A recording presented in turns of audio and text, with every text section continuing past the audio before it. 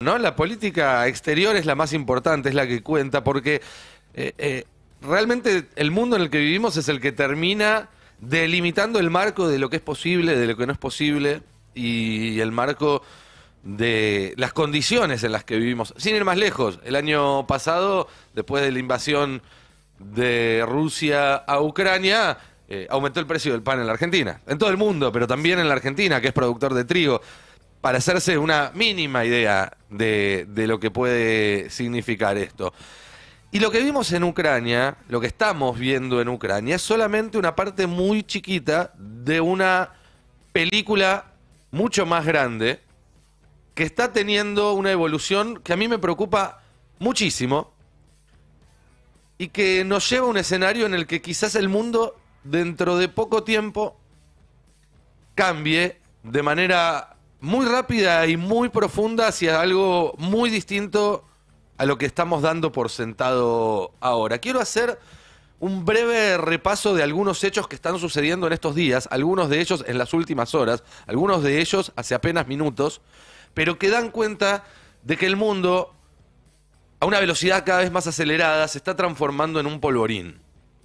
Obviamente hay que empezar este repaso hablando de Ucrania, la guerra más importante que hay en curso en este momento, una guerra donde Ucrania justamente encuentra cada vez más dificultades para sostener las líneas de defensa ante un ejército ruso que avanza. Esto es algo que ya no niegan ni siquiera esos medios que hasta hace pocos meses te hablaban de contraofensiva y de la posibilidad de una debacle de las tropas rusas, que gasta más municiones que las que puede reponer y más hombres de los que puede reponer, en un contexto en el cual tanto el gobierno ucraniano como la OTAN, que es quien está definitivamente bancando este esfuerzo de guerra, porque si fuera por Ucrania se le hubieran acabado las armas hace rato, no se preparan ni preparan al público para iniciar negociaciones de paz, sino que endurecen la retórica. Es decir, van perdiendo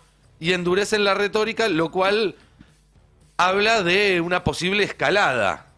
¿Por qué digo esto? Porque dentro de un tiempo, si no hay negociaciones de paz, si no se encuentra algún tipo de alto el fuego, la OTAN va a tener que poner tropas propias en su territorio, en el territorio ucraniano, para combatir. Es decir, va a ser una guerra directa entre Rusia y la OTAN.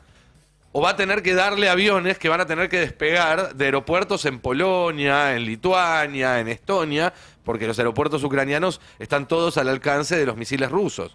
Es decir, otro involucramiento europeo en la guerra. Al mismo tiempo, en las últimas 72 horas, en otro país que tiene muchas características similares a Ucrania, en otra ex república soviética, independizada, que tiene un gobierno que tiene un buen vínculo con los rusos y que tiene algunas regiones limítrofes con Rusia con una mayoría rusoparlante, como el Donbass en Ucrania. Estamos hablando de Georgia. Está teniendo una serie de manifestaciones que fueron disparadas por un proyecto de ley que indicaba que cualquier agencia que tuviera más de un 20% de financiamiento del exterior tenía que abrir, digamos, transparentar cuál era ese financiamiento y quién lo financiaba. Esa ley acaba de ser retirada hace 3 horas nada más. El gobierno georgiano decidió no avanzar por las protestas. Pero eran protestas donde se veían banderas de Georgia, banderas de Ucrania, de la Unión Europea, carteles que decían Georgia es Europa. Cualquier semejanza con la realidad no es casualidad. Ustedes no sé si se acuerdan, pero el conflicto ahora en Ucrania empezó en realidad en el 2014, cuando hubo un golpe de Estado que puso un gobierno pro-occidental, pro-OTAN en Ucrania y que empezó todo el proceso que culminó con la invasión. Al principio de la invasión decíamos, todo esto es injustificable, pero es entendible en los términos de política exterior, porque la OTAN viene empujando a Rusia, llevándola a una situación de encierro y por eso reaccionó. Bueno, parece que en Georgia están queriendo hacer lo mismo. ¿Y por qué están queriendo hacer lo mismo? Porque la estrategia de Estados Unidos es sobreestirar a Rusia, ¿sí? Que tenga que mantener el esfuerzo en Ucrania, pero también enviar tropas a Georgia si se complica. ¿Vieron lo que pasa con una masa de pizza si uno la quiere estirar a una pizzera demasiado larga, no es que se rompen los bordes, lo que termina cediendo es el centro. Bueno, esa es la estrategia de Estados Unidos para Rusia. Pero no todo termina ahí, diría todo está empezando ahí. Hace pocos días la Agencia Internacional de Energía Atómica dijo que descubrió en una inspección en Irán restos de uranio enriquecido al 83 y pico por ciento. Esto es muy cerca del nivel requerido para tener una bomba atómica. Irán está más cerca que nunca de tener una bomba atómica. De hecho, en los medios yanquis se está hablando por estos días de un pacto secreto entre Irán y Rusia, en el cual Rusia estaría ayudando a Irán a hacer la bomba, algo que a mí no me consta en absoluto, y ya sabemos que estos medios alineados con Estados Unidos denunciando pactos es algo que los argentinos conocemos muy bien, así que hacemos bien en agarrar con pinzas, pero más allá de si es cierto o no, la retórica es esa. Y sabemos que la posibilidad de que Irán tenga una bomba nuclear es una línea roja que Estados Unidos e Israel no están dispuestos a cruzar y que ya advirtieron muchas veces, incluso en los últimos días y en las últimas horas, de que si es necesario van a ir a la guerra contra Irán para evitarlo antes de que lo logren. Un conflicto directo en Medio Oriente entre Israel e Irán pondría a Medio Oriente en la situación más inestable en décadas e involucraría a todos los actores de la región. Siria, Irak, Arabia Saudita, y justamente hace menos de 2 horas salió una noticia que es una noticia importantísima en términos de política exterior. Y es que en Beijing, en China, Arabia Saudita e Irán, 2 países que llevan décadas de rivalidad, yo diría siglos además, porque detrás de esa rivalidad hay una rivalidad interna dentro del islamismo entre chiitas y sunitas que se remonta, digamos, a los orígenes de la religión. Y se juntaron y decidieron normalizar relaciones. Arabia Saudita, además está decir, es uno de los principales socios de Estados Unidos en Medio Oriente. Era, aclaremos, porque viene virando muy rápidamente hacia China.